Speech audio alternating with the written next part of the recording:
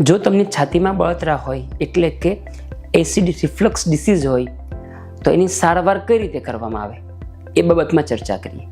પહેલું કામ હોય અમારું કે જ્યારે દર્દી આવે તેની કમ્પ્લેન સાંભળીને નક્કી કરી કે એક્ઝેક્ટલી પ્રોબ્લેમ કયા લેવલે છે. એને બળતરા છાતીમાં છે કે પેટમાં છે, છાતીમાં બળતરા છે તો કયા સમયે છે, જમ્યા પછી, ભૂખ્યા પેટે, કારણ કે એના અલગ અલગ કારણોમાં અલગ અલગ લક્ષણો આવતા હોય છે. આજે આપણે વાત કરીશું ખાલી રિફ્લક્સ ડિસીઝની, જેમાં એસિડ ઉપર આવીને જમ્યા પછી છાતીમાં બળતરા થતી હોય. જે દર્દીમાં જમ્યા પછી બળતરા થતી હોય એની અંદર સૌપ્રથમ અમે દવા આપીને સારવાર શરૂ કરતા હોઈએ. મોટાભાગના કેસમાં મેડિસિનથી રાહત થવા લાગે તો વધારે કરવાની જરૂર ન પડે.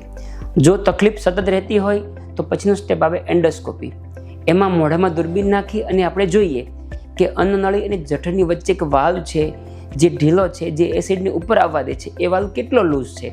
એ કર્યા પછીનું ત્રીજું સ્ટેપ આવતું હોય છે, હવે આ દર્દીને આગળ કઈ રીતે સારવાર કરવાની, દવાથી કે પછી ઓપરેશનથી. 90% દર્દીની અંદર દવા આપીએ અને ખોરાકના અને લાઇફસ્ટાઈલના ફેરફાર કરીએ તો ઘણી રાહત થઈ જતી હોય છે.